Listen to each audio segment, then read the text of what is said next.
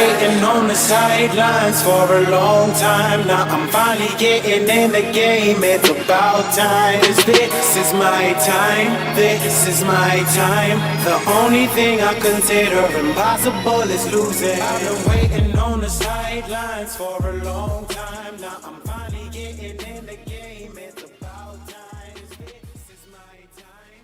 This is my time. The only thing I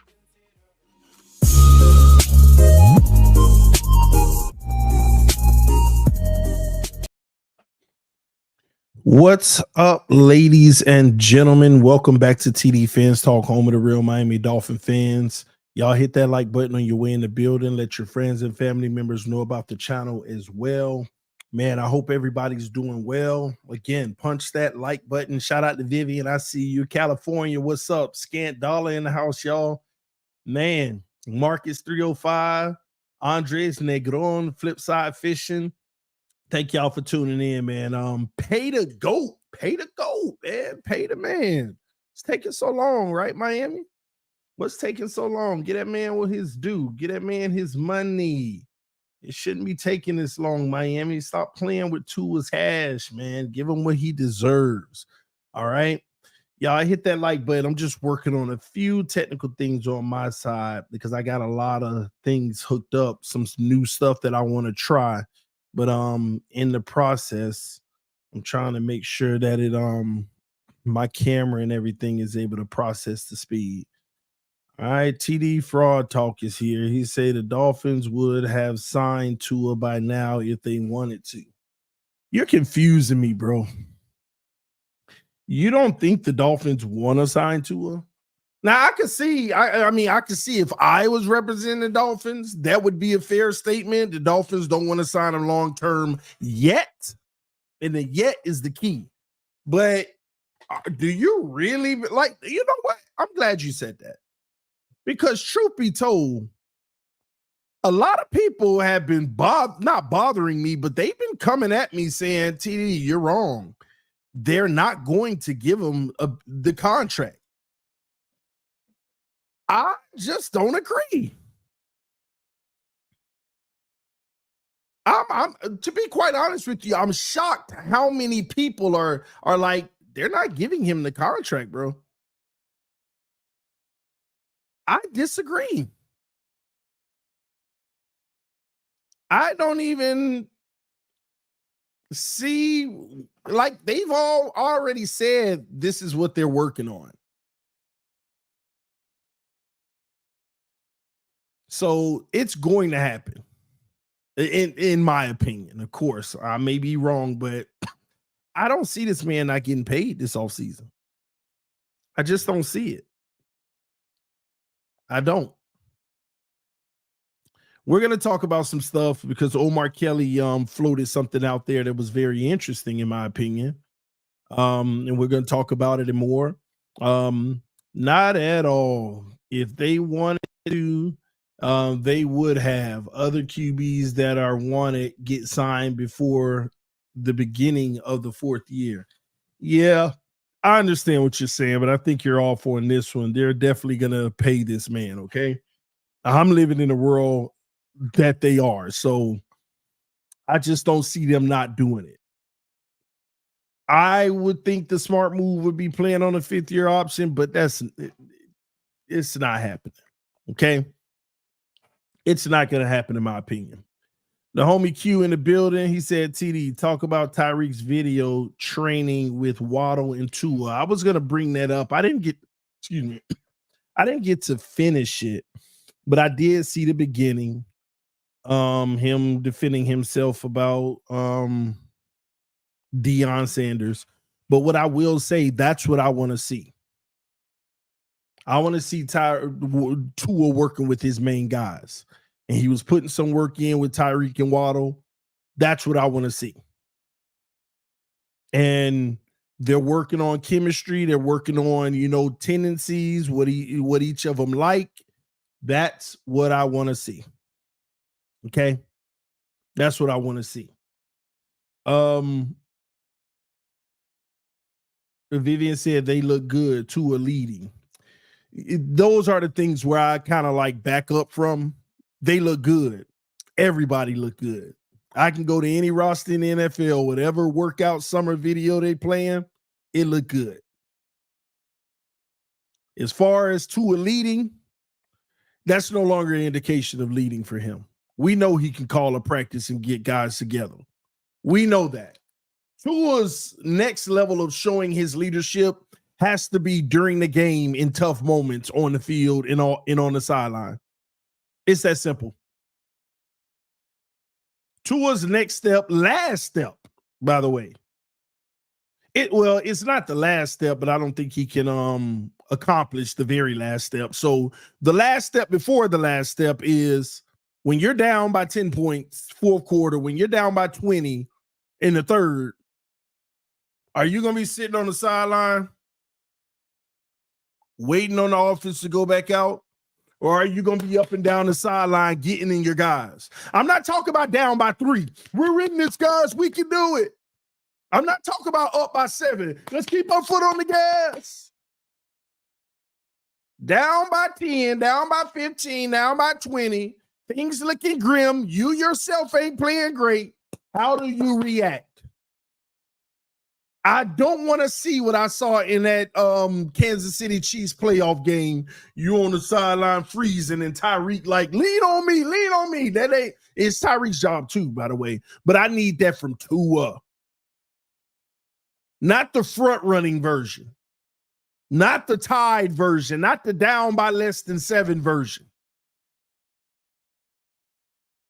That's the next step of leadership for him. Calling a practice, saying, hey, guys, we can, whatever. Every quarterback in the NFL doing that. That's the next step. Now, the last step is just straight up carrying you, putting you on the back, in the tough games and all that. We ain't got to worry about, I ain't worried about trying to see that. Okay. I ain't worried about trying to see that. So, yeah, but I love the fact that he is out there working with his guys. That's what I like to see. Build that camaraderie. I just rather see it in OTAs and workouts because there's a lot of guys you need to build that level of chemistry with. I'm going to be honest. I'm not a big fan of Miami's approach of the main guys. I love the approach of the main guys eating within the system, instead of the system being the main guys. Now, I understand some people had this approach, right? Where, you got to get your playmakers the ball. That's what it's about. It's actually a detriment to us. I rather Kansas City Tyreek. Y'all really think that Dolphins Tyreek is better than Kansas City Tyreek? And that tells me all I need to know. Because all you're looking at is stats, more targets, all of that. But what Kansas City benefited from with Tyreek is his threat, number one, because Tyreek is a threat no matter what. But if teams are literally guarding him because he's a threat, but we're force-feeding him the ball, we're playing into defenses sometimes. Not all the time, but sometimes we are. In Kansas City, we like the fact that he's a threat and you're playing for him so we can spread the ball out and stuff like that. So I like that version better. You know why? Because that version does not stop the offense. That version gets the rest of the offense in rhythm as well. We always rely on these guys, right? That gets the ball thrown to them 2 times every week to all of a sudden just be there to make the big play when we need it most. And when they mess up, oh my gosh, we need somebody more reliable. They probably could have been reliable if you'd have put them in better rhythm. I honestly don't understand why people don't understand that concept. It is better to get the entire team involved. Like, I would rather a 13 to 1400 Tyreek over a 1800 Tyreek. 1,800 Tyreek force feeding him the ball all day versus a 1,400 Tyreek within the flow of the offense is going to be so much more productive. You know why? Because through the flow of the offense, Waddle might have another 200 yards. The guys you don't know about will have another 80 yards in the season. It'll all still even out to the same, but the offense, and it might even be greater because the offense would flow better. Defenses wouldn't know what to do.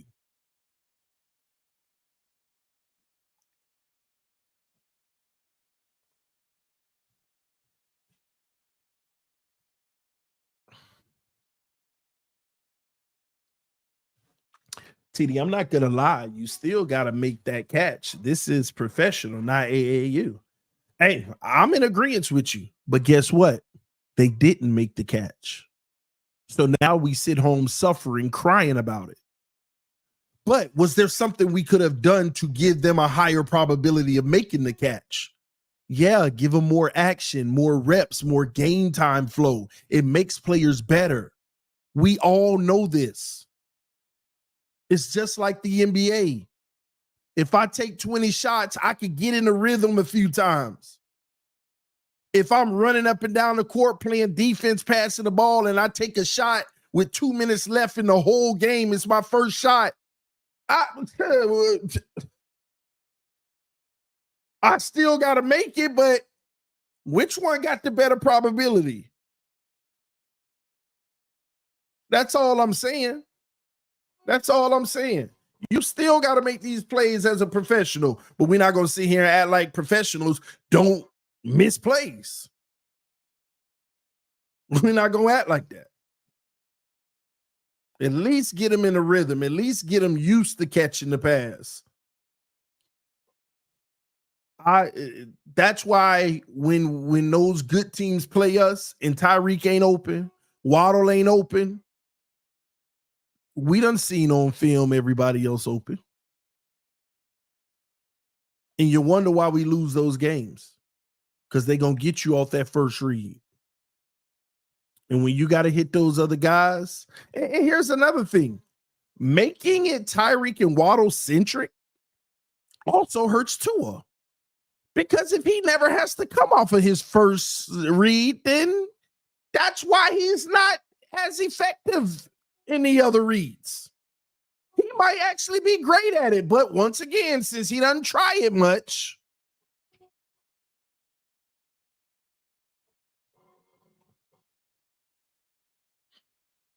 since it's a low sample size of it, blame it all on Tua, TD. This has nothing to do with Tua. This is a Mike McDaniel issue. This is strictly a Mike McDaniel issue. He has to create the offense to where Tua can handle it and make this happen. TD, has OBJ been at practice? No. And I've only been giving him like, why haven't he been at practice? But I've like not really said much because he just signed. And I don't know if he got to get certain things together or what. Let me tell you something. It's on, unless you're hurt, it's only one player that, in my opinion, shouldn't be at practice, and we don't care.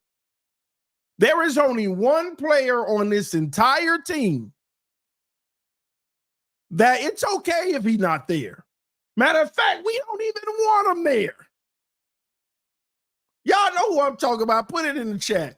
We don't even want him to risk getting injured. It's only one player on the whole team, and no, it ain't no Tyreek. Teron Armstead is the only one that if he ain't there, it's okay. It's okay. Teron Armstead is the only one. Unless you're injured, Armstead. As far as I care, I see you week 1. I don't even want to see him preseason.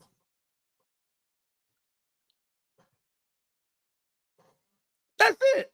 Ain't nobody else on this roster. Ain't nobody else on this roster should be missing practice. Nobody. And not just because of injuries, concern, but Teron Armstead, you ain't got nothing to prove. we know what we are going to get 1,000%, right? And I would really like for his backup to get as many reps as possible to get ready because he's going to have to play at some point. Tyreek got to be there because Tyreek, that tells us a lot about the secondary. It tells us a lot about Tua. The chemistry Tua needs to continue to build. All of that. He got to be there. Tyreek need to be there. Waddle, all of them need to be there. The only person I can care less if he there or not is Teron Armstead. That's it. Because I know I'm going to get 10, 11 games, but I want to at least secure 10, 11 games. I want to at least make sure. Oh, man.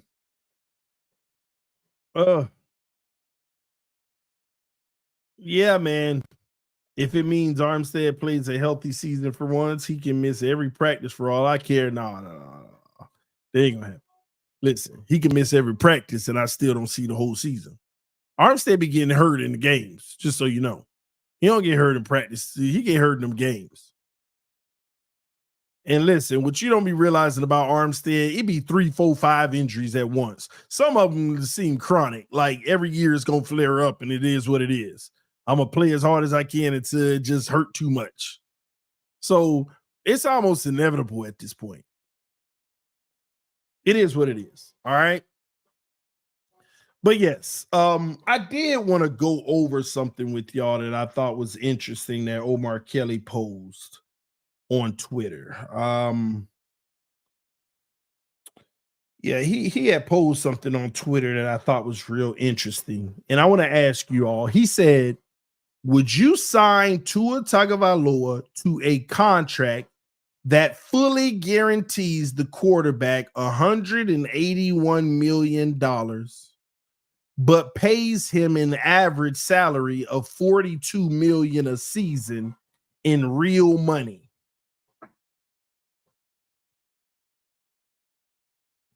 No BetUS today or Monday due to the holiday, just so you know. But let me pose that again.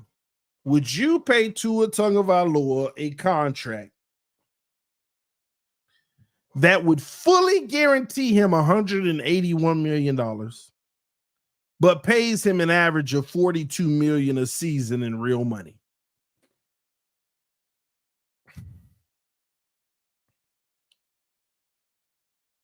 This was very interesting.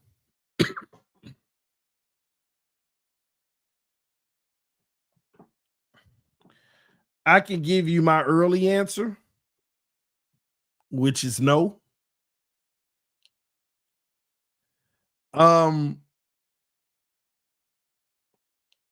Let me say this. I think everybody is getting caught up on the annual number when it ain't about the annual number. Somebody said 42 million is a steal for a QB. No, it's not. No, it's not. People are getting caught up on the annual number and they're not understanding how all of this works with the salary cap. Okay. And just so you know, Patrick Mahomes is making like 44 million annual. His average annual. Okay. People need to stop. See, this is what they want you to talk about. They want you to focus on the annual number. Tua's not a $50 million quarterback. They want you to focus on the annual. But the real thing that matters is the guarantees. The real thing that matters is the guarantees. That's what matters. So when they throw this type of stuff out there, this is like a slick way of almost like getting people to endorse a contract because the annual seems low, but the fully guaranteed is how long you lock somebody into the contract. And I could tell you now that if the Miami Dolphins gave Tua $181 million guaranteed, they are locked in with the quarterback for 5 years. Locked. Now, they could move on at any point and eat dead cap like never seen before. Worse than Russell Wilson. But 181 million guaranteed. And what makes it worse, if the annual is 42, then it is 5 years worth guaranteed. Because obviously it would be like a 5-year deal, right? So matter of fact, let me bring up my new little board here. Let me see here. Got my new little board. So this is in essence what you're saying, okay? Let me turn her on.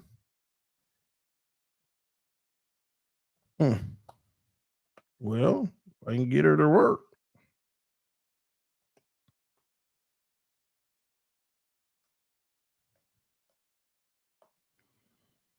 All right, here we go. We working. So got my little board up here now. So what we're saying is a 5-year, 181 million guaranteed. But if it's 42 annually times 5, 0 carry the 1, 21, that's a $210 million contract. Okay. So if we're looking at a $210 million contract on a 5-year with 181 guaranteed, what we're not thinking about is he's currently on a 1-year, $23 million contract, 5th-year option. So that contract would turn into 6/2/33. Okay. And the 181 guarantee, because that's how it'll work. The 181 guarantee will represent it all. Because it would be like a restructure. It'll be an extension restructure. So they'll build the 5th year into it. That's kind of what it is. This is what it would kind of turn into. The problem here is, even when you look at a 6-year contract, even on a 42 million annually, you got to say, how many times does 42 million go into the 181 guaranteed? Okay. So when you do the math, you go 42, automatically you can go 4, 8, 16, that's 168. That's short 13 million, remainder 13M. So this would be 4 years worth guaranteed and a little bit more, like all contracts have, right?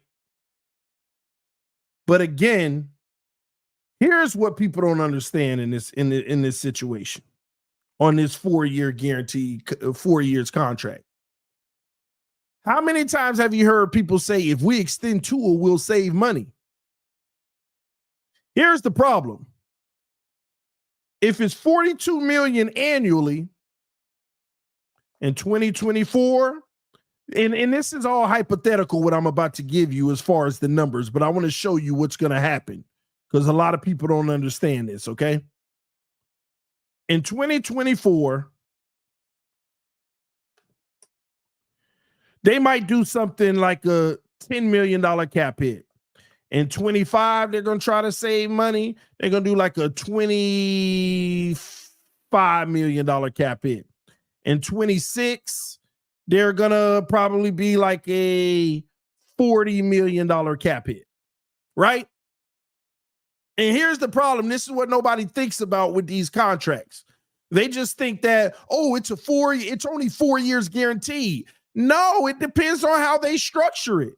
Because if he's only a $10 million cap hit in 24, and then they take a $25 million cap hit in 25, you see how we're getting behind on the years of guarantee?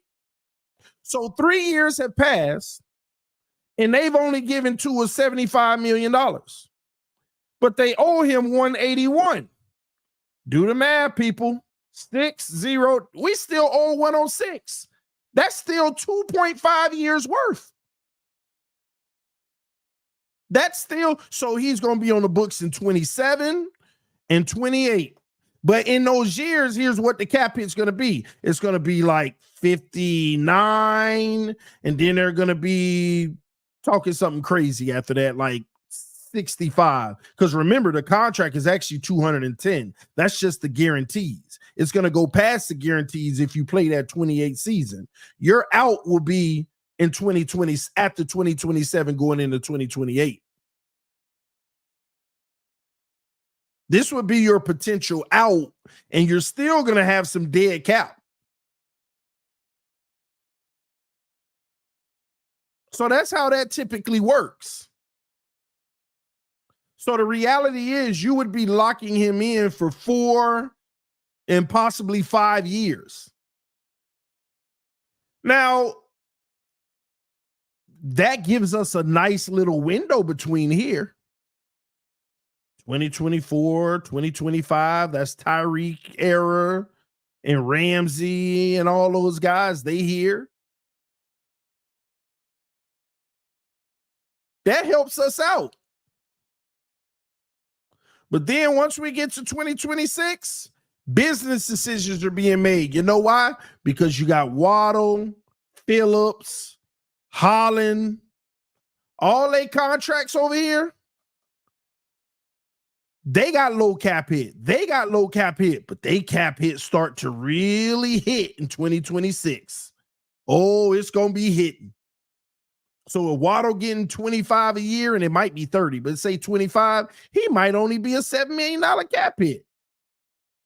In 2025, he might only be 13. But when we get to 2026, he might be 35. I mean, that's just how it's going to work. 2026 is the year of man. That's the year of wow. What are we going to do? What should we do?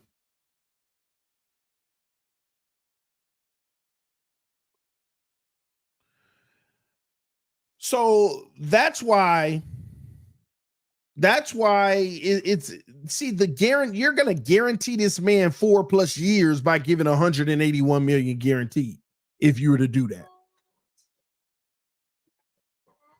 So people are only focusing on, oh, it's only 42 million annually. The issue with Tua is not even the money. It's the safeguard. If he bombs out this year, if he bombs out next year, you have nothing you can do.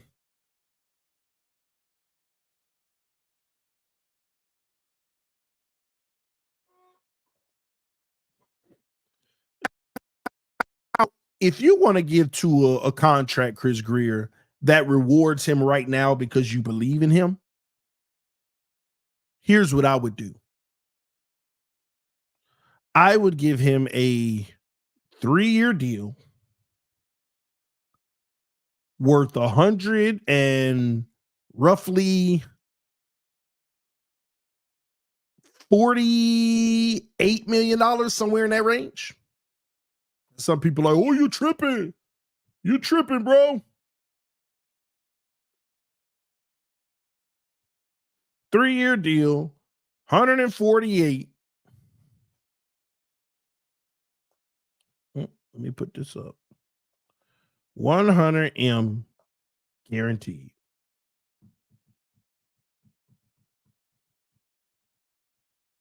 What would this do for the Miami Dolphins? You take the 5th-year option that's on there as well. This turns into a 4-year, $171 million contract with $100 million guaranteed. And when you look at the annual on 4, 8, 12, 16, this is about a, well, we're dividing by 4. So it's almost 43 million. It's like 42 point something. So let's just say 43 million annually, right? Now the other deal is 42 annually, but this is 43 annually. But I'm only on the books for 2 years, and and I'm okay with eating $16 million in dead cap. You know why? Because after year 1 and after year 2, year 3 and 4, I could spread out whatever's left in the dead cap. But in the other scenario, I'd have potentially over $100 million of dead cap that I got to spread out over 3 years. And in this situation, I would only have about 16 million of dead cap that I could spread over in 2 years. Now, I know the Miami Dolphins, though, in that scenario. They'll say in 2024, people will say, yeah, but use the same math. In 2024, 10 million. 2025, say it's 25 million, 26, and I forgot what I put last time, but it was like 39 or whatever. 3, 6, 7, that's about 75 million right there. And here's the problem. This is part of the problem with Miami. When you give Tua the extension, Miami would be crazy to lower his cap hit this year. Miami would be crazy to lower his cap hit this year. Let me ask y'all this. Why does Miami need to lower Tua's cap hit this year? We got 18 million we about to get from Xavier Howard. Why do we need to lower his cap hit? Whatever extension Miami does, they need to take on the full 24 million, maybe even up it, 30 million. Up front. You got to get ahead of it just in case this situation goes south. You have to get ahead of it just in case the situation goes south. So at the end of the day, I just want Miami to protect themselves. That's it. Now, there's other qualifiers in the contract when it comes to the bonus and everything. It'll be too much for me to get into. I could, but I'm just learning this iPad to fit it all on because you notice I keep deleting just to write more stuff. And again, I'm operating off of the preface that they are going to pay him.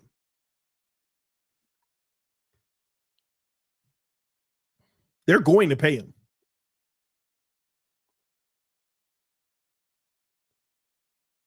It's that simple.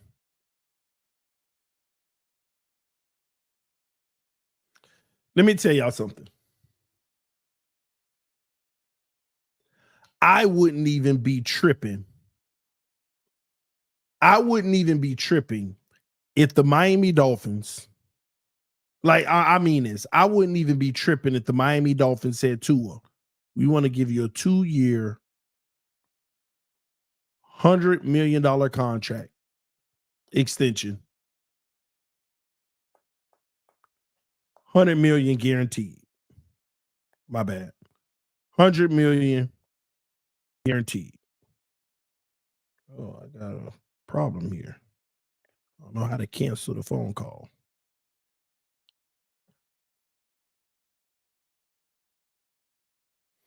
Y'all give me a second.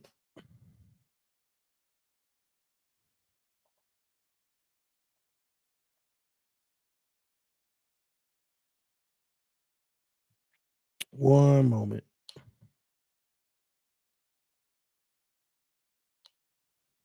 All right, we back. My bad.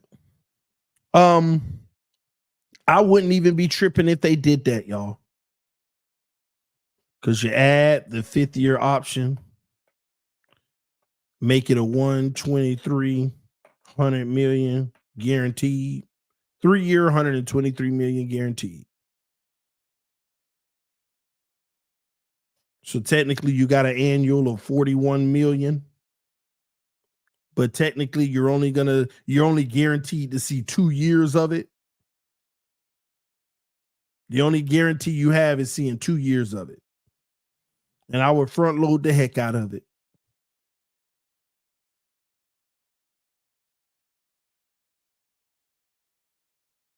And this will give you 50 million a year. Congratulations, you got 50 million a year like you wanted. So even though people want to try to criticize my opinions and things like that, I don't have a problem with you paying him if you believe in him. I don't have a problem with you giving this man $50 million, but don't lock me into this crap for 4 or 5 years without us knowing how good or how bad he is. We already got to live with the 5th-year option. So if you're going to extend them, I'm okay living with the next 2 years then. But don't tell me I got to live for 4 or 5 years not knowing. Don't tell me that. In this situation, I can get out of the contract if I want.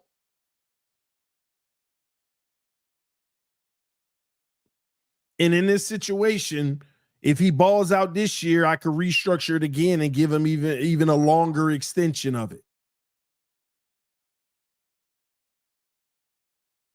Now, here's the funny part. Let me ask y'all in the chat. Would y'all do a deal like that for Tua? Short term, good money, 2-year, $100 million. Short term, though, to make sure. Yes or no in the chat.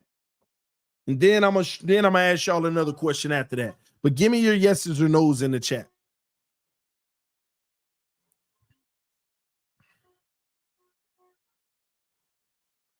Give me your thoughts in the chat. Yes or no? Some people still saying no, but I'm getting a lot of yeses. All right. So here's the funny thing.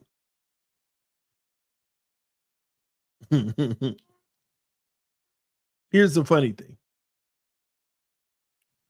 I'm getting a lot of yeses, right?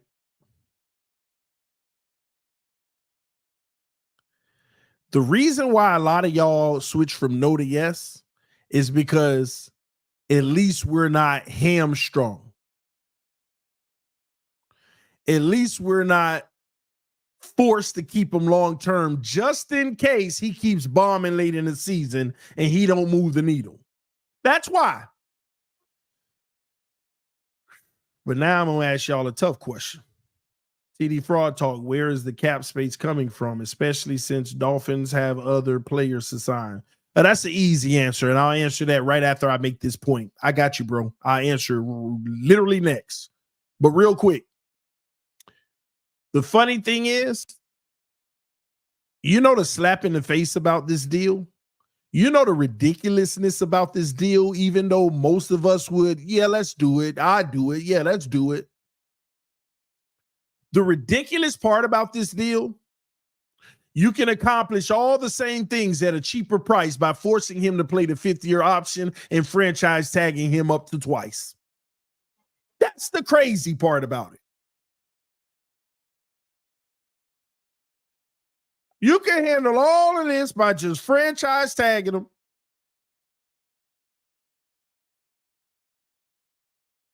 And making him pay the 5th-year option and franchise tagging him and saving money.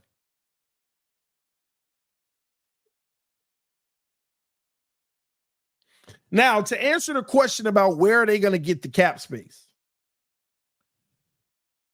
they're going to easily have the cap space for this contract. Okay, so in 2025, well, I'll have to go look at those numbers, but this is what I want you to understand about the cap. Last I checked, in 2025, we were literally like negative $3 million right now.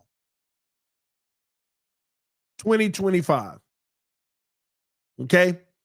Well, let me double check because we actually did some stuff recently. I want to give you the accurate numbers. So give me a second. Give me one moment.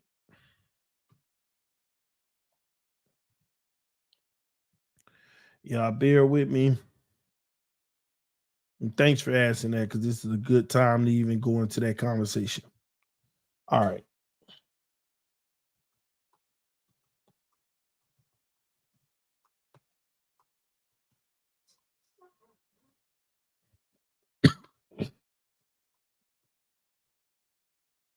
All right. Salary cap. Let's see if it's changed at all. Okay.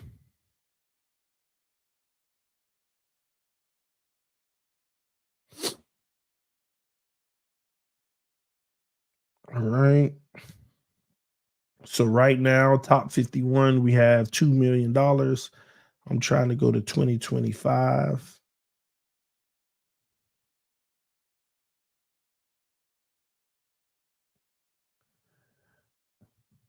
Something else happened because the Miami Dolphins are negative 6.5 next year. All right, negative 6.5. All right. So let me pull this up. Present. Share screen. Window. All right, here we go. All right. So next year, see here. I'm going to tell you now, this is Bradley Chubb and Teron Armstead's last season. But remember, we're on 2025. Next year, Bradley Chubb is a $29 million cap hit. His base salary, let's see here. Oh, man, I got to move this over. Give me a second. I'm trying to control my screen, and I don't know why it's not working for me. Here we go.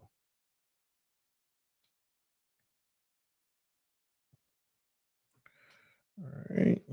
So our salary cap is considering Chubb at a $29 million cap hit. Okay.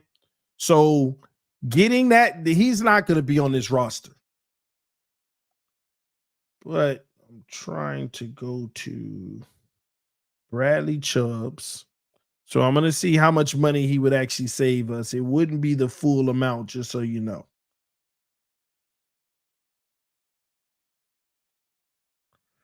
All right, in 2025,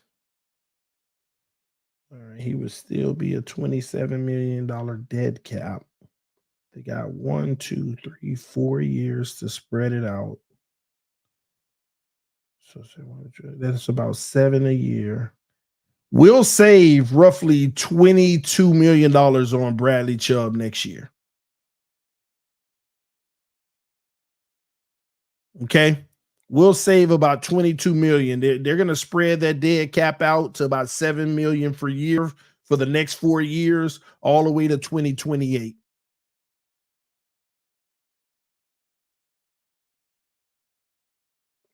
TD, can't they restructure back load some of the front load others? Well, they don't want to do that with Bradley Chubb. They already got his replacement in Chop, and the cap hits don't get much better going forward. They don't get that much better going forward. So if you're going to move off of Bradley Chubb, this is the time to do it now. And restructuring is kicking the can down a year and making it even worse. So you got a Bradley Chubb coming fresh off of an injury. You really want to pay that kind of money to be taking those kind of chances? I don't see why Bradley Chubb would even want to restructure. You would cut Chubb after next year. I'd cut Chubb after this year. After 24. You see, he's only a $15.8 million cap hit this year. And even Spotrac knows the out is in 2025. You have, anyway, regardless, you have to, y'all. You have to. You have to. We're gonna be like, we're negative 6.5 million now for next year. Oh, it's gonna get worse. It's gonna get worse. But this is just for right now. So saving 22 million from Chubb would basically put us in about a positive $15 million range. That's just Bradley Chubb. Now I want to show y'all something with Teron Armstead, who's going to be a $22 million cap hit next year because they the way they restructured the deal, even though they know he's not going to make it to that, which makes no sense. He'll have $18.5 million dead cap, and they got 4 years avoidable. So you'll be paying. You see how the books are set up? We're going to be paying Xavier Howard. We're going to be paying Bradley Chubb. We're going to be paying Teron Armstead. All of these dead caps for the next 4 years almost. Even Armstead is stretched out with a void year in 2028. And because the way that this contract is written is as if he's going to be here in 25 and 26. And I'm assuming he's not. So they're going to take that 18 million and a half dead cap. They got 4 years left on the that they're eligible to spread it out. He said they don't have 4 years. Where are you getting that from? It's right here. When you see this voidable year, that's a part of his contract now because it's a voidable year. They could spread the dead cap out between all of those years if they want to. The reason why the numbers aren't showing up there now is because they haven't cut him. But as soon as they cut him, this $18.5 million in dead cap can be spread out in the remaining years of the contract. So that's how I understand it for sure. So they have flexibility. That's why they add voidable years. That's exactly why they add it.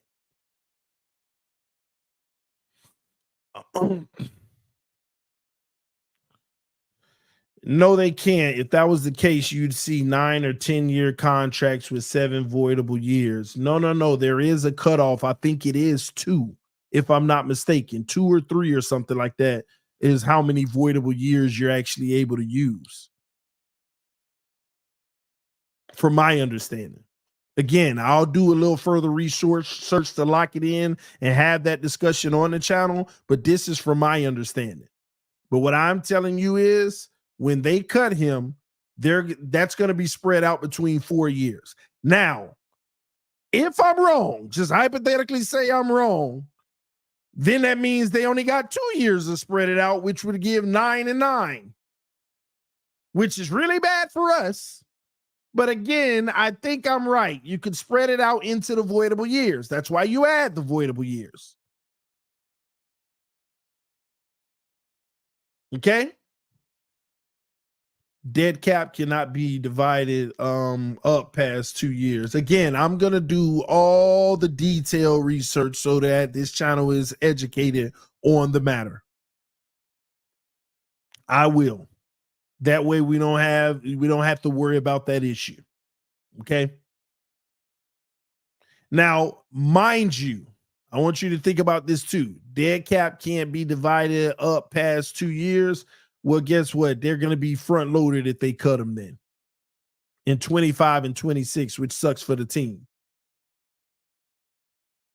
But again, we'll do the research and I'll make sure you get it. Okay. How long was Byron Jones on the books for? Yeah. That actually proves that wrong because Ndamukong Suh was on the books for like 4 or 5 years for the Miami Dolphins. A lot of y'all didn't know that literally like a year or two ago, Ndamukong Suh had just came off of the books for the Dolphins. Stretched out dead cap that was being paid. We were literally still paying for Ndamukong Suh at one point. Matter of fact, give me a second.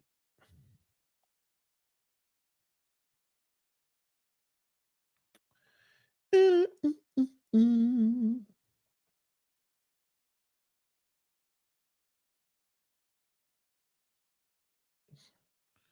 right, give me one moment.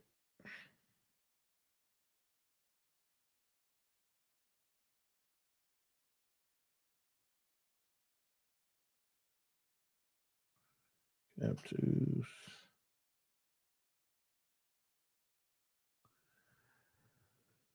Oh boy. Give me a moment.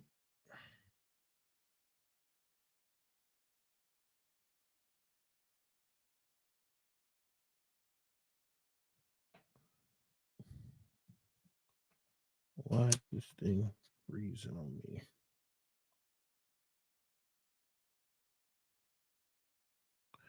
I know it's laggy. Y'all got to give me a moment. I got all kind of stuff running with the new notepad that I'm writing on.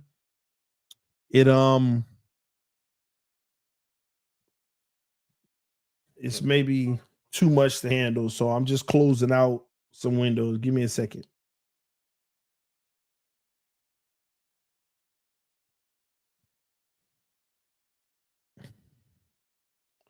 Y'all just bear with me.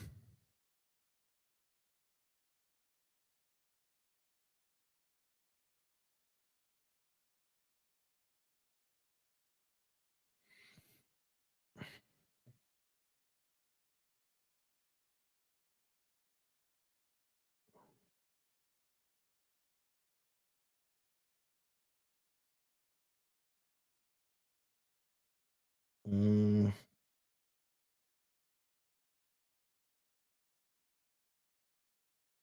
Okay, cool. All right, I'm pulling it back up now.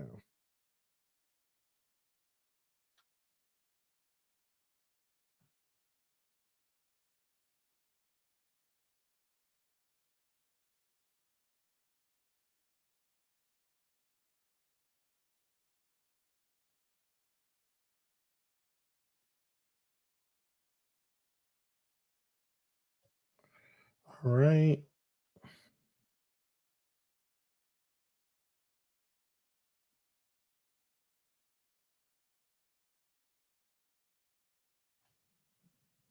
All right.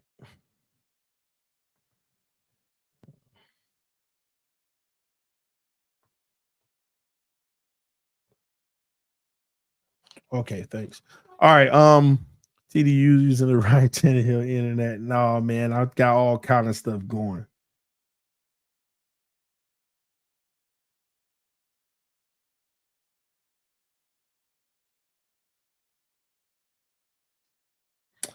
All right. So here we go, ladies and gentlemen. Here we go. Let me close this because I don't want no more lag. Here we go. So I was right to an extent. I just looked it up.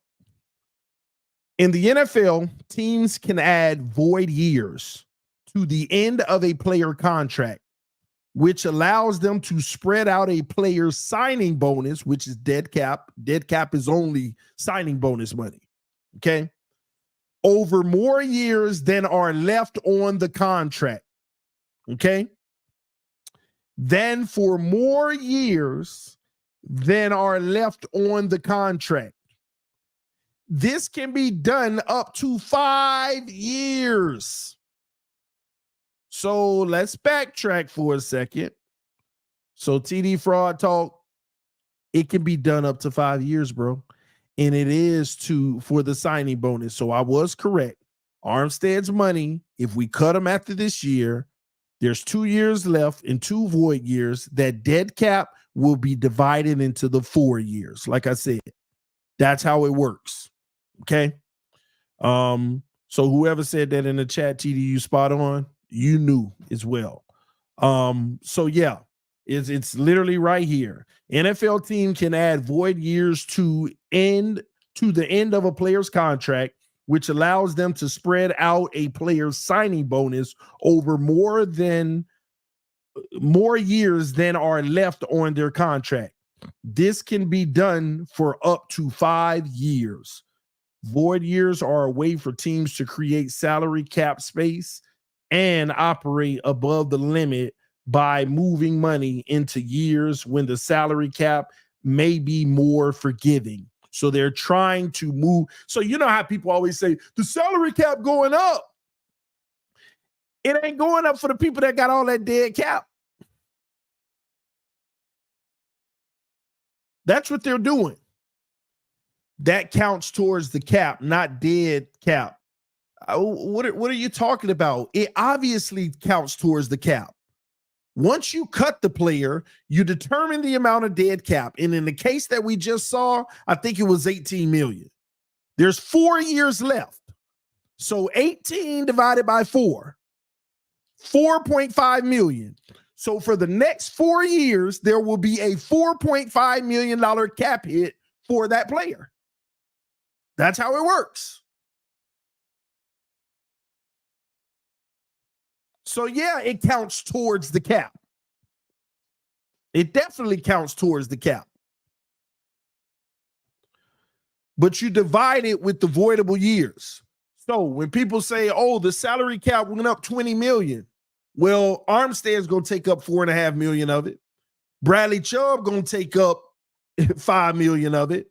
You see where we're going with this? That's how that works. And now, if you move on from Tyreek after this year, he's going to have some dead cap.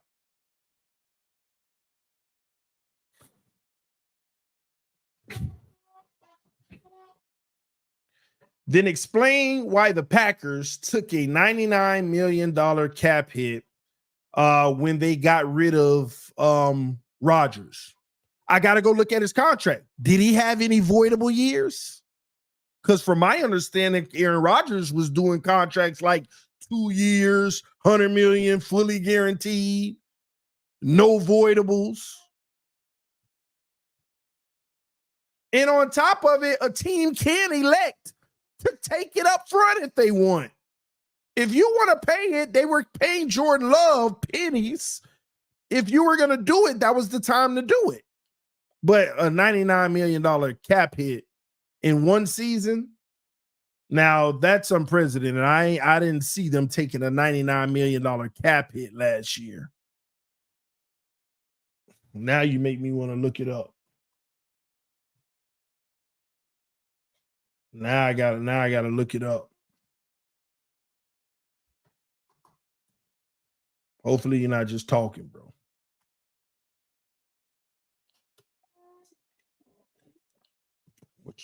Basically, you're telling me the Green Bay Packers took a $99 million cap hit last year on Aaron Rodgers? That's crazy. But hey, let's see. Might be. Denver is going to be hit. Yeah, I'll go look at what theirs are going to be, but that makes sense.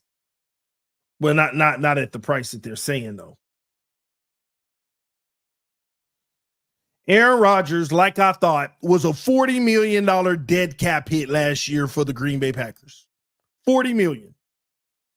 And that's only because he didn't have voidable years.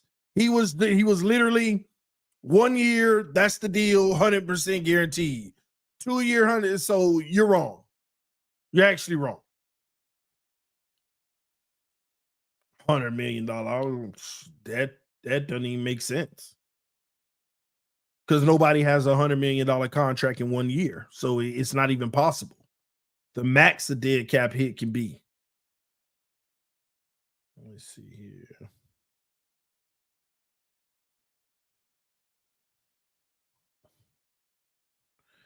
All right, let me look at one more thing.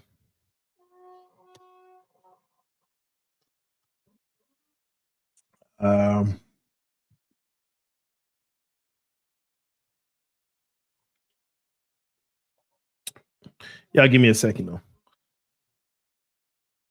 As Richie, he knew how it went down. Are you talking about what happened with the Jets? That's different. It's totally different. Now, Aaron Rodgers got 3 voidable years with the Jets, not the Green Bay Packers, though. It's not the case with the Green Bay Packers.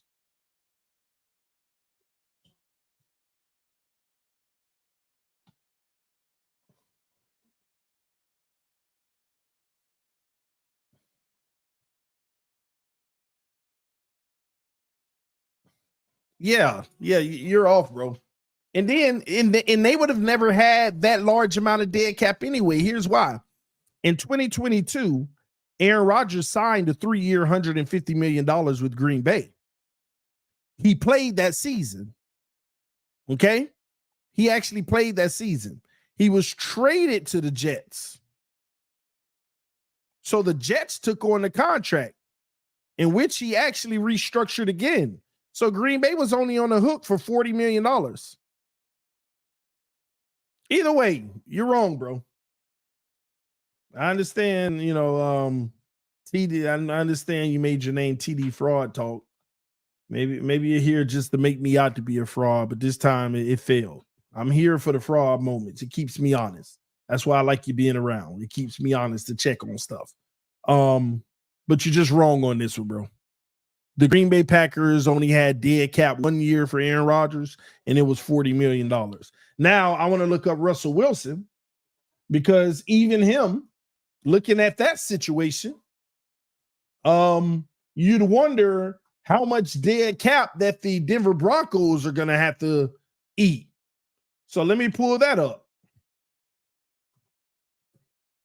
Denver Broncos. Let me just pull that situation up. That should be able to give us a even better picture because it was still so much money left on the contract, right? All right, so 2024, he's considered a $53 million cap hit, but let's go down to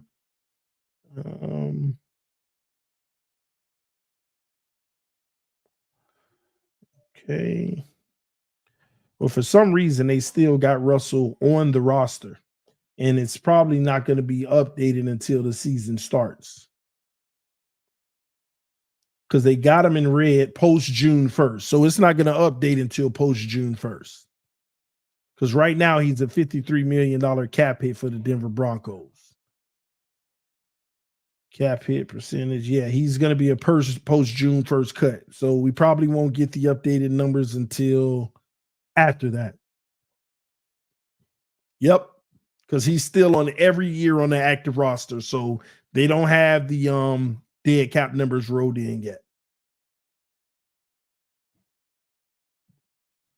But he already got the Pittsburgh contract, so they already moved Denver one. It sucks because I wanted to see it.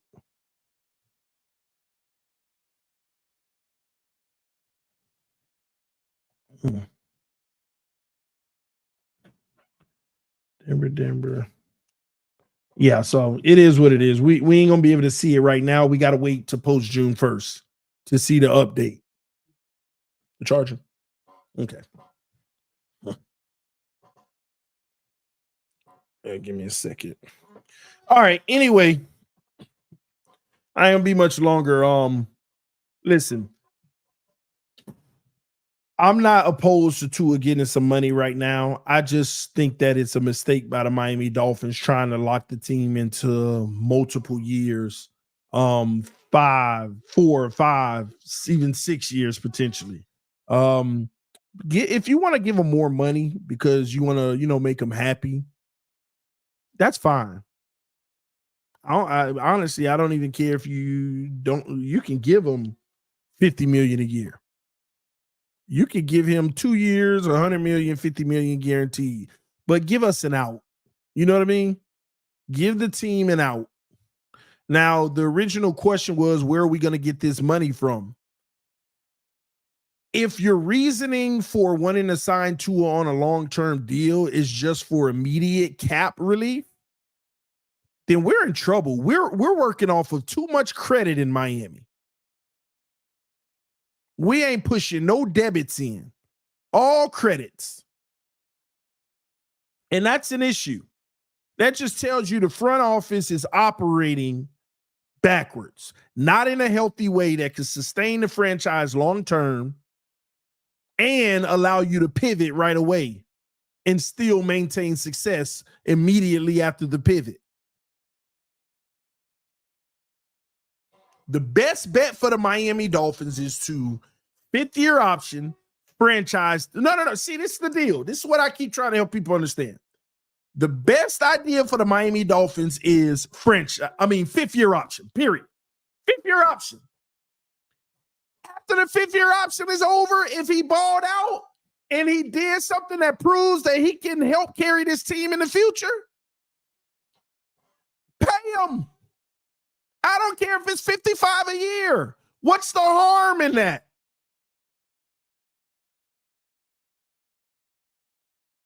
And to the naysayers like, yeah, but the price might be $60 next year. Then give them $60. And it probably won't, by the way. It probably won't. But if it is, give them $60 then. And for those saying it'll probably be $60, tell me who getting $60. Trevor ain't getting it. Trevor ain't getting 55. Jordan Love ain't getting 55. So stop acting. Who else is up for a contract? Stop acting like if Jared Goff just got 53? Stop acting like anybody that's up for a contract next year is getting more than 53. Jordan Love ain't getting fit more than 53. Trevor ain't getting more than 53. So stop the cap. Yeah, but it might be 60. Stop the fear mongering. It's not. What other quarterback is due? Dak Prescott? You think Dak Prescott getting 60? That's why Jerry Jones taking a stance. Smart man. Smart.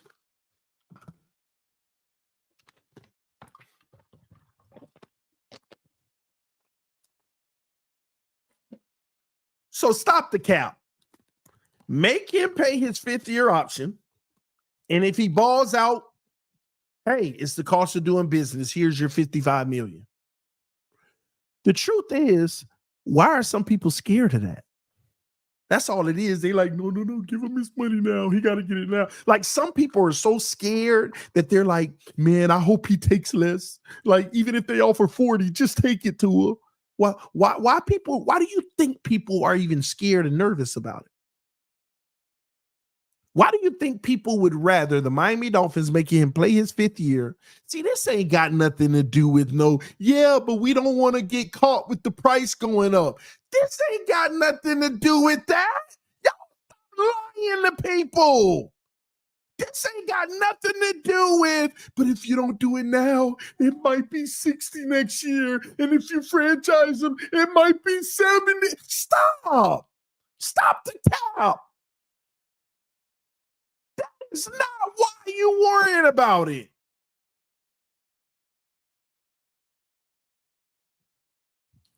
You want that man to be signed on a month. Y'all don't care if it was $30 million a year, as long as we can guarantee 4 more years or something. Just be honest.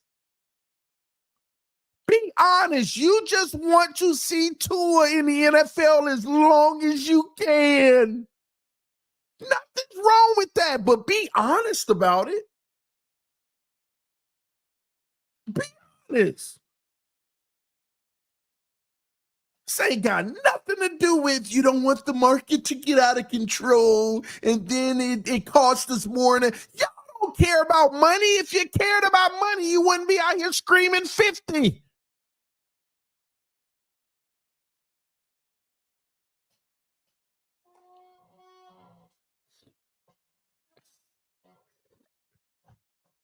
We don't want to have these real conversations that exposes the real agendas out here.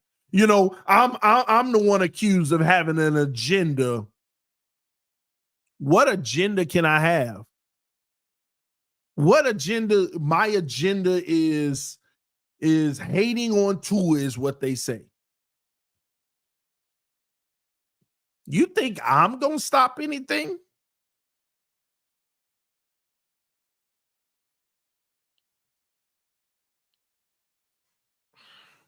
We got to be honest with ourselves.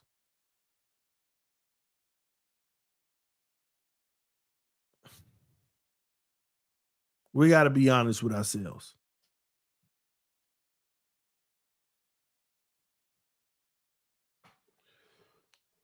This ain't got nothing to do with the cap going up.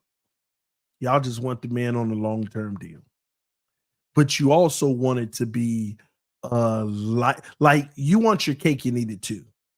Because you know that if we were to sign Tua on a 10-year, $300 million contract, you'd be ecstatic for the 10 years, but you'd also be down because people are going to be like, oh, he's worth 30. Oh, he's worth 30.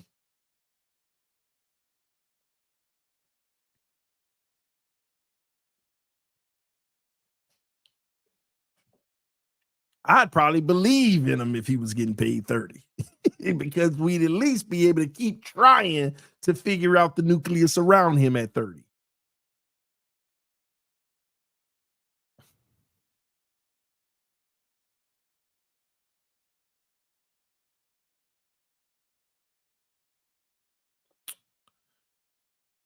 I just don't get it.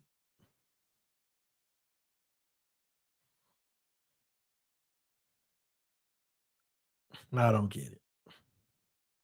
Tua will reset the market for the next 10 years. Pay Tua. Good for him if that happens. I think reason them hating on you. I don't know who hating on me and who not. What I do know is winners focus on winning. Losers focus on winners. That's all I know. Winners focus on winning and losers focus on winners. So whoever hating on me, tell them to focus on winning and not me. Okay.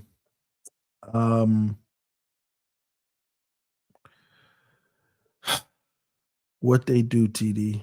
Who? I don't if you notice, I don't really pay attention to what other people out here doing no more. I really don't. I stay in my own lane, doing my own thing, and thanking God every day for blessing me. Thanking God that I work with BetUS. Thanking God that I work with Bleacher Report. Thanking God that I work and build in Roundtable Sports. That's all in my family. That's all I'm focused on out here. I ain't worrying about these people saying, hey, don't listen to this guy because he said this and he said that. The only thing that I'm happy about with that is at least I could provide them content of trying to rebut me. So don't ever say I ain't contributing. So yeah, man, I don't worry about all that. TD for president 2024. No, I ain't ready for that yet.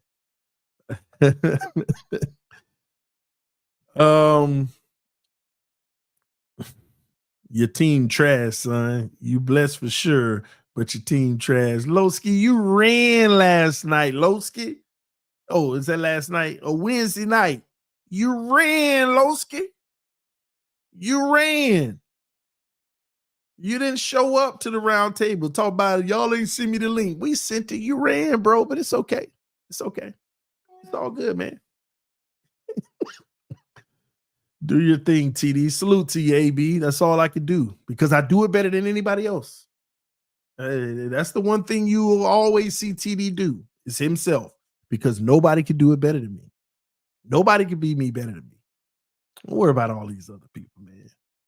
I hear crying and stuff because they don't, I don't worry about all these other people. All right. You're speaking facts, TD.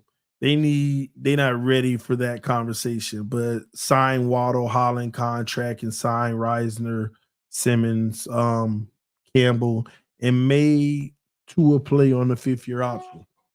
Yeah, you got to sign Waddle, you got to sign Holland, Reisner, Simmons, Campbell. Those would be nice additions. I want to be honest with you. I'm gonna say something controversial real quick.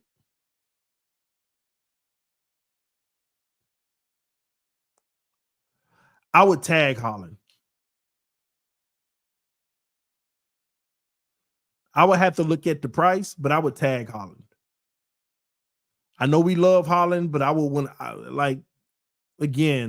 watch film and it's some things that I would tag him and see what he is under Weaver.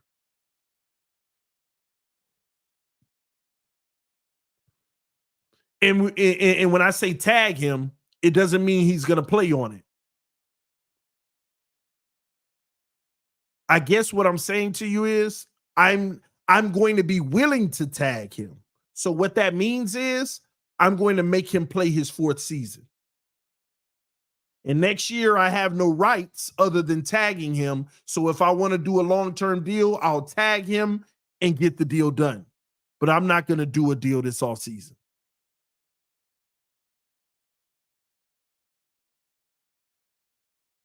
And like I said, that may be very controversial, but that's what I would do. That's what I would do. And it don't mean I'm not going to sign him long-term to a big deal, but I want to see his first year under Anthony Weaver. I want to make sure some of y'all realize from a defensive standpoint, some of these guys came out the gate with Flores the first few years and looked amazing because of the system. And then they kept that system the year after Flores left somewhat. Remember that. And they shifted the system last year and more so in a structured base. I saw greatness and I saw concern at times. So I'm just saying that's where I'm at with it. Go ahead, Kimmy. Yeah. We're at a vital point of this team where I would be very careful if I'm Miami. The problem is Chris Greer knows that he's at the fork in the road, and Chris Greer is at a fork in the road, but one way is forbidden.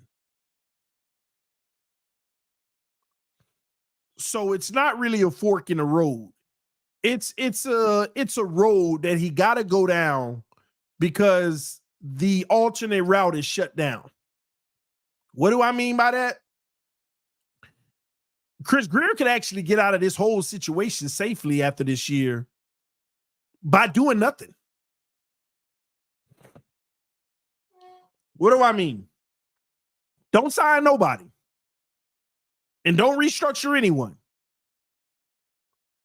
And next year, you can evaluate who you want to sign, who you don't want to sign, who you want to cut, who you don't want to cut, and have a fresh slate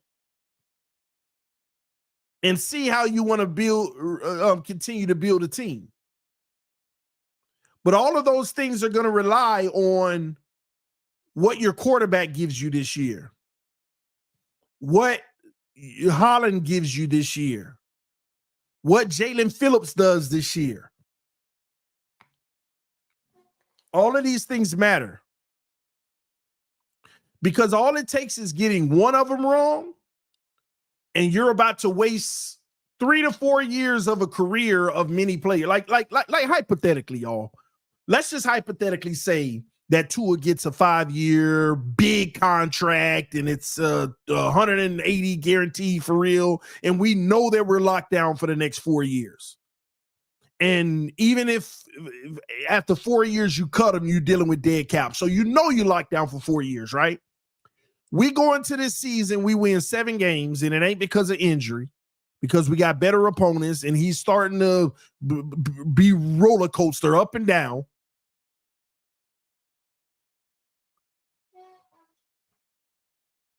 That's going to tell you right there, because let's get something straight. The Dolphins won't have any solutions. You won't have any solutions. And what are you going to do? You're going to waste Waddle's prime. You're going to waste Holland's prime. You're going to start wasting guys like Phillips' prime. Austin Jackson's going to start to get older. All of that is going to be relying on your quarterback.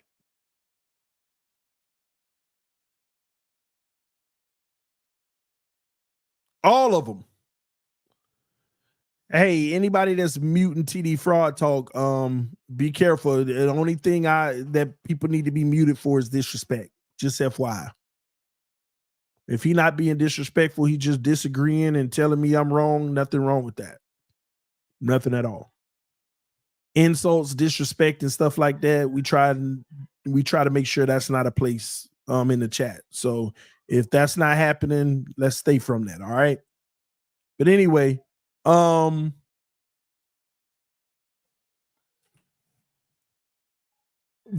my whole thing, man. Chris Greer is in a point right now where one player can ruin it for everybody.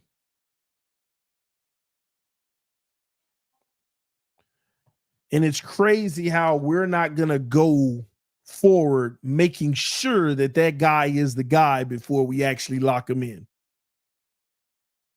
We're just going off of we believe. You believe when you drafted him. The Jets believed in Zach Wilson when they drafted him. The Bears believed in Caleb Williams, and I hear he out there looking a little rocky. We don't know, but at the same token, when you get information, like I'm going to be honest with y'all, I ain't gonna lie.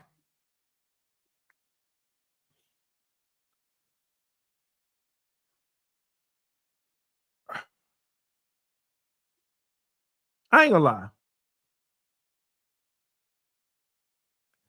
The amount of success that Tua has had,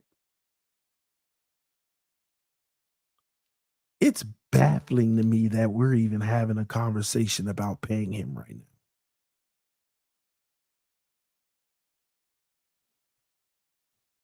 It's honestly the most confusing thing that I've ever experienced, having an opinion about the game. Mhm. It's the most baffling thing ever.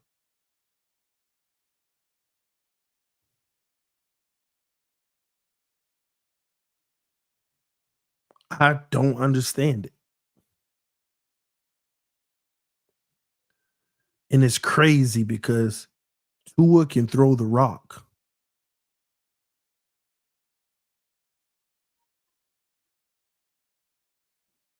But that's all he can do.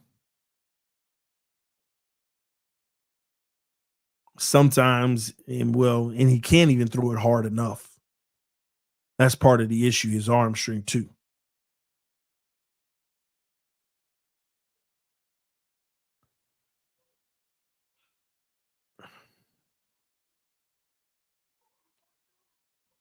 I don't know. It's baffling to me. That's why this is like the biggest shocker. You know that bringing Tyreek Hill in elevated Tua's game big time because you got a premier threat that makes life easy for you. 50% of the time he's open. That'll make it easy for any quarterback. But really, what dictates a good quarterback is when you don't have that and he's open, but it ain't that kind of open. How do you perform when they make it tough? And it's like we don't care about the tough moments. We just want to glorify the easy moments. We so overly glorify the easy moments.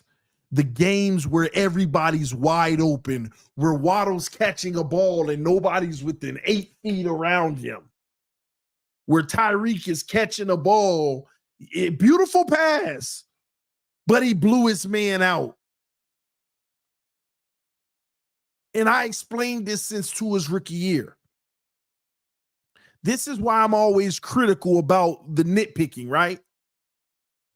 I used to say to y'all, hey, that was a completion and a touchdown, but it was underthrown. Oh, you can't be happy about nothing. I'm just saying to y'all, anytime a receiver got to reach back or he got to jump up or he got to bend low to catch the ball, that's not accuracy. Because if it's tight coverage and he got to reach back, it could be an interception. If it's tight coverage and he got to reach up, he could touch it, get hit, and it get blocked up and it's a pick or something. If it's tight coverage and he throws it too high, the receiver ain't so open. They get to stop, jump. They're in traffic. They can't even stop and jump. And it's an interception.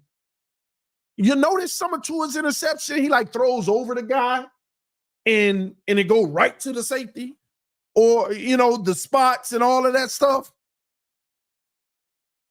I always said this because the only thing that matters in the NFL is when it's tough. How do you perform when it's tough? A lot of quarterbacks look really good and solid when it's easy. And Tua looks better than a lot of quarterbacks when it's easy. So there's levels to that too. When it's easy, every quarterback numbers go up. But Tua's may go up even greater because he's more accurate than many quarterbacks. So I get that. It's levels to this. All quarterbacks, when it's easy, got wide open, numbers go up. But Tua's don't just go up, it goes up drastically because of how accurate and how good he is putting the ball where it need to be. But when it's tough and it got to be the perfect pass, see, Tua can make a lot of perfect wide open passes. And he makes very few perfect guarded passes. That's the issue. when things aren't tough. When a guy is on the back hip of the receiver and he's like, should I throw it? You just ask yourself, you're in trouble now. When that first read got him up, and we all see it in those big games. We see the hesitations, not because he don't want to let it fly, because, oh man, I'm used to just seeing my guy. I see a guy with my guy.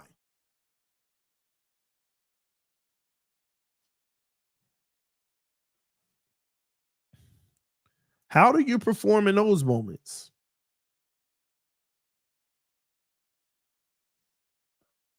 And when that guy isn't wide open and you don't fire the ball, can you process to the level to where you can get to the next read or the next read? Now, a lot of people say, yeah, but the O-line don't give him time to get to the next read.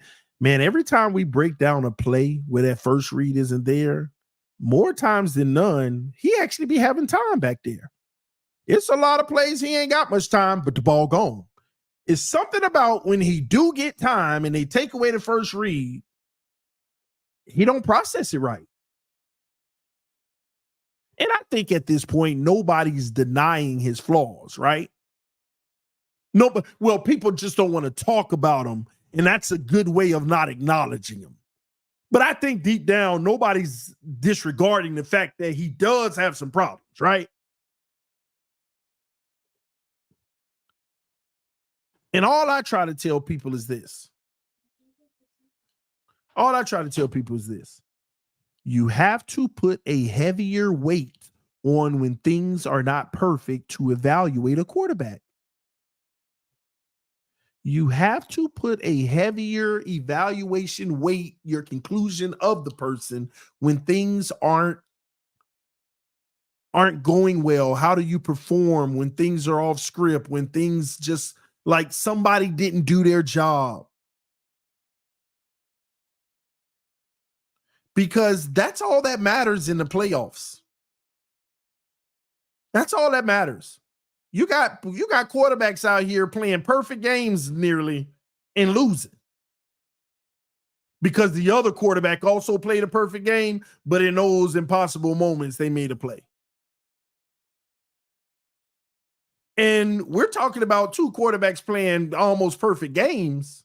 One of them got to lose, but in the playoffs, in tight games, in good competition, Tua ain't even playing perfect game. That's the crazy thing. In the big games, he's not even playing good games. Forget perfect. Forget elite. Forget really good. Forget great. Forget.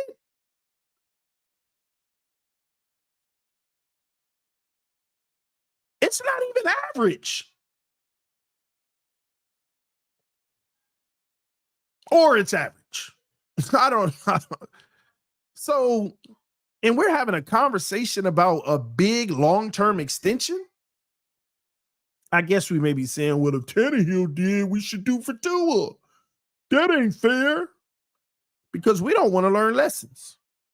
We want to criticize Tannehill and talk about how bad he was in X, Y, and Z, but we don't want to learn from that mistake. Oh, TD, stop. Tua's better than Tannehill. Man, I don't care what none of y'all got to say about me about a comparison of Tua and Tannehill. All I know is when Tannehill, and I'm not saying Tannehill is better, but this is what I'm saying. This is why you can't be fooled by that. Because all I know is when Tannehill, for the first time in his career, had an O-line, a running back, and a few weapons, the man put up numbers better than what y'all raving about with Tua. Passer rating 118. 2 years ago, y'all were going crazy. Tua led the league with a passer rating of 105. Oh my gosh. Tannehill was 118 that year. He had his weapons. And he didn't have no Waddle and Tyreek and Derrick Henry. I mean, not Derrick Henry, but no Waddle, Tyreek, Mostert, and A-Chain. He had Derrick Henry, who was a bigger back. He's not a speed guy. Still a dog, don't get me wrong. But he ain't had no Waddle and no Tyreek throwing two.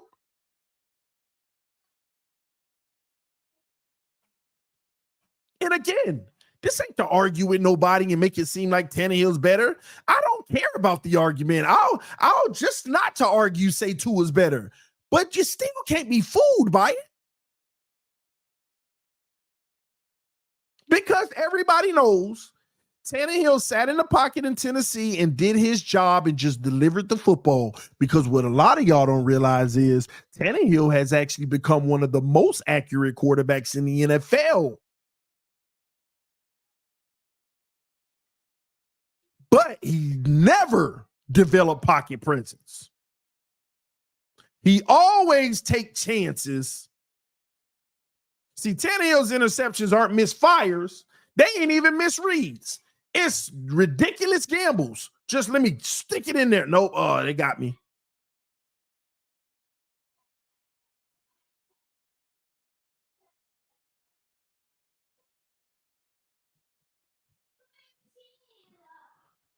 So no, man. And he had mobility, by the way. So, and let me tell y'all what people will do. Because trust me, my haters watch me too much, and that's part of their problem.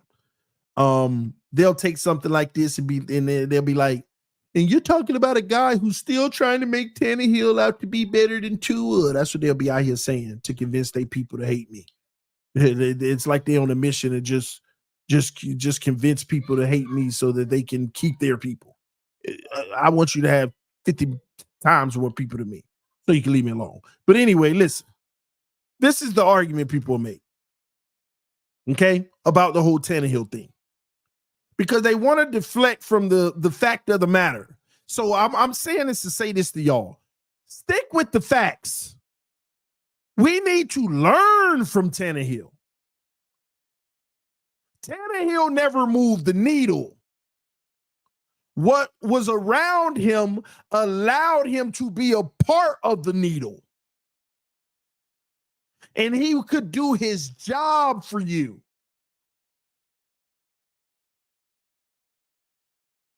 That's not what we're looking for. We already had that.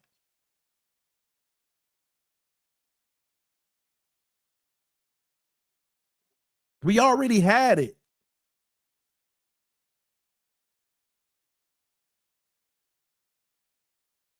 I don't know what people are hoping to get. Listen to me. You're going to get Tua Tagovailoa throwing passes every week to Tyreek and Waddle, putting up some numbers. These guys looking good doing it. And when we run into teams that really scheme for what we do well, we're going to struggle. I told y'all this last year. People got mad at the truth. And then when it turned out to be 100% correct,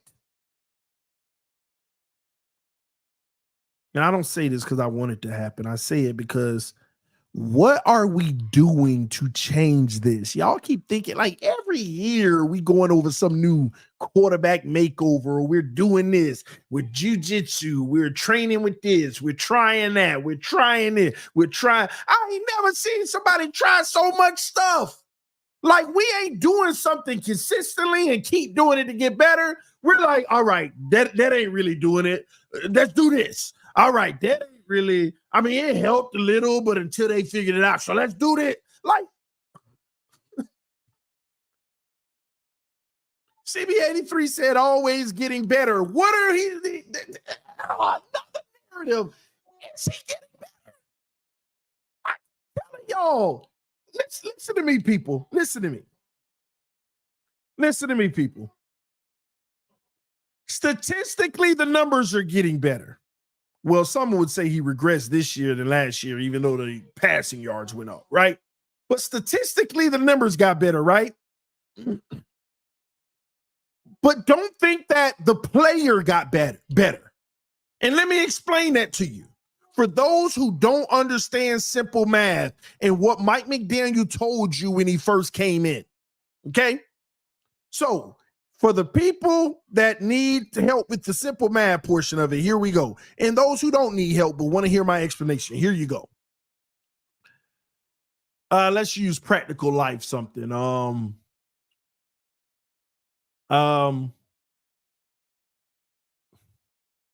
Say, okay, here we go. Let's do this. Say I give you 5 addition problems plus, okay? 2 plus 2, 2 plus 6. I give you 5 addition problems, and you get all 5 of them right. I give you 5 multiplication problems. I don't know why I'm struggling saying multiplication. Oh my gosh. I never had a problem saying it. Now I'm having a problem saying multiplication. I got to practice a little bit. Say I give you 5 of them, right? And you get 3 out of 5 correct.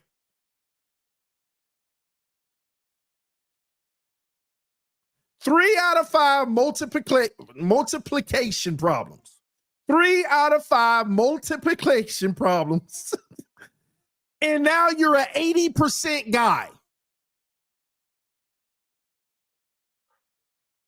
You are a 80% guy. You're good. Now, the next test I give you 10 addition problems, and you get them all right. Did I get better at math? Hopefully that makes sense to people in the chat.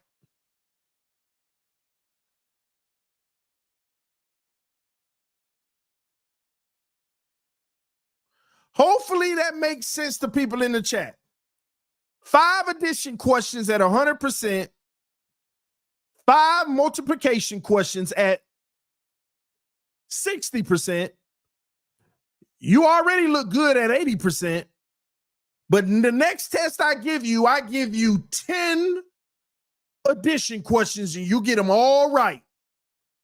Did I become a better person at math?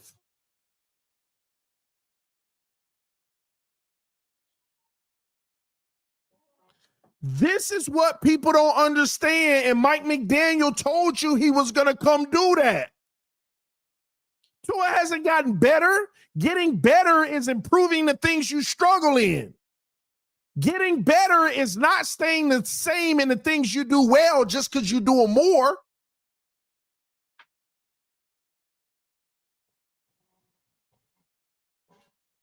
This is what people don't understand. He hasn't gotten better as a quarterback. Mike McDaniel came in and told you, I identified 800 plays, and this is what you do well. This is what you do well. And we're going to scrap the rest, and we're going to do more of this. TD Fraud Talk said 3 right out of 5 is 60, not 80. We all know you have a hard time calculating percentages. All right, TD Fraud Talk. You trying to insult me in my math, and this would be a rare moment I'm actually insult you. Stop correcting me when you're wrong. Correct me when you're right. I didn't say 3 out of 5 was 60. So let me help you with the explanation again. 5 addition questions, 5 out of 5 is 100. You get 3 out of 5 multiplication questions right. That's 60%. That means you scored an 80 on the test. 5 and 5. A total of 8 out of 10 right is 80%. Listen to what I'm saying. I never made the whole thing about 3 out of 5. 3 out of 5 was just the multiplication part. 5 out of 5 addition, 3 out of 5 multiplication. Put them together, it's 80% because it's 8 out of 10. Stop correcting me when you're wrong, bro. Come on, man. I need somebody to hold me accountable that's going to be right. It makes you sound like nothing but a hater. I don't want you to be the hater, bro. But the point still remains. Stop saying this man got better. Just because Mike McDaniels, it's like throwing a bubble screen. If I'm 100% on bubble screens and I'm 50% on slants, if I replaced all the slants with bubble screens, my percentage is going to go up. I'm better now? No. And the crazy thing is, you can't argue this. McDaniel said it himself. We're going to do the things you do well, and we're going to do them more. The things you struggle with, we're going to mask them. We're going to not put you in those situations. So, yeah, the completion percentage goes up. Yeah, the yards go up because you're getting more cracks at what you already do well. Stop saying this man got better. Tell me what he got better at. See, you can't name the actual intangible. He's always had a level of accuracy. Now, the ball placement ain't great, but y'all definition of accuracy is just completion. He's always done quite well with that. But tell me how he's actually gotten better. Give me the tangible football thing he's gotten better at. Because if you go to stats, I just showed you why they could be misleading. So tell me the actual fundamental thing that he's actually gotten better at. Is he a better processor of the field? Stop the cap. When things get tough, it show you that ain't the case. Some would say he actually regressed in the pocket a little because he used to be phenomenal with that. Okay, he did get better at falling. No debate there. He won. But people won't answer that question because they can't. Well, he's gotten better with his mechanics and timing and stop.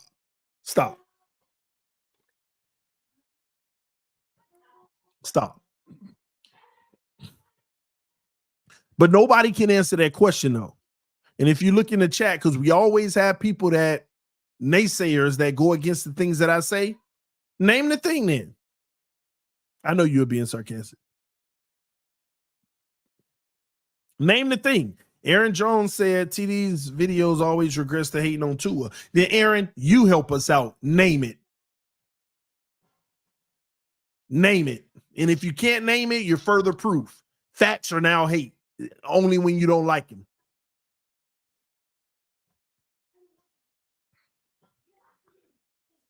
He got better throwing outside the numbers instead of middle of the field. Stop the cap. First of all, we don't throw outside the numbers. That's number one. Like, and I'm gonna be honest with y'all, it's like one route that we actually throw outside the numbers. And y'all know what route that is. One route. And that's a post route. And that ball be hanging in the air. Same one that sealed our fate versus Buffalo on that interception to the rookie. That's the only thing outside the numbers he good at.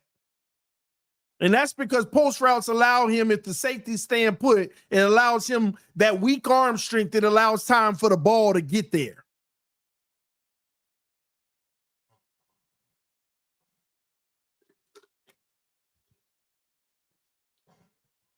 What games do they be watching? I know.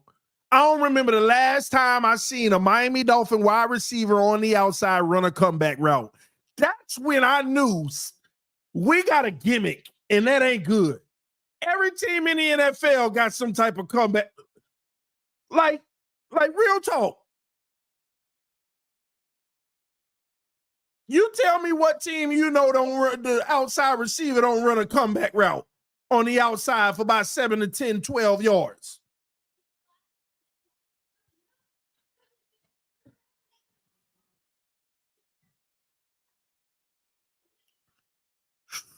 I'm just saying, man. Just saying. Please help me. Please tell me.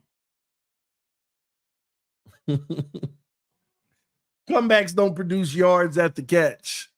Well, those are the type of routes that you need when you're playing, like literally when you're playing against Baltimore, Buffalo, Kansas City, and they not leaving the middle of the field open. But yet Tyreek and Waddle shaking their guy, looking like they going deep in the corner, running for dear life, and they stop on a dime and turn around. We would eat on those all day. The problem is we ain't got a quarterback with the right arm strength because the corner can always recover because it takes too long for the ball to get out there.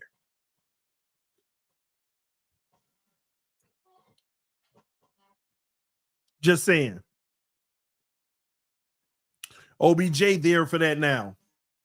Okay, if that's what it is, we needed a receiver like OBJ. We'll find out this year. I would love to see Tua throwing outside the numbers and doing it on a consistent basis with accuracy. Because if he add that to his game, it's a wrap. It's a wrap. He ain't got to be no mobile guy. See, right now, he need to be more mobile because he can't throw outside the numbers. Something's always there for you. But if Tua can start, if that arm, I don't know how you really improve arm strength like that, significant enough. But if he was the guy that was throwing outside the numbers, man, teams clog the middle, we'd be running outside the numbers all day. We'd be eating them up. We'd be eating them up.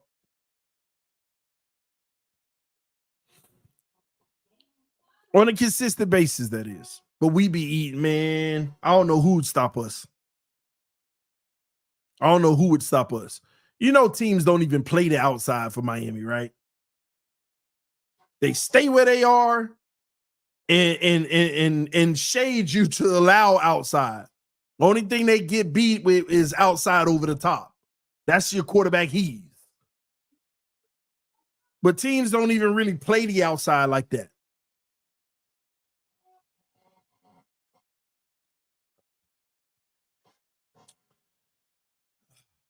It is what it is. Love y'all. Appreciate y'all. Let me read these super chats before I get out of here. Shout out to Pete, the homie in the building. Taiwan said, TD, it looks like history is repeating itself. People don't recognize it, though. He's worse than Dak and Kirk in big games by a lot. Dak, okay. Kirk, okay. I can't disagree with that. You subconsciously fear Tua, only product of Tyreek. I subconsciously fear that Tua is only a product of Tyreek. I subconsciously fear that. I don't think I subconsciously fear it because I actually believe it. I fear us moving forward with that reality because Tyreek ain't forever. Nor is Tua, but Tua is a lot longer than Tyreek if we move forward. So if Tyreek, it's time to move on from Tyreek, that could be a real scary issue for the Dolphins. Could be real scary. Time will tell. We'll see. Love y'all. Appreciate y'all. Fans up no matter what. I will catch y'all later. Y'all take care. Peace. I'm out.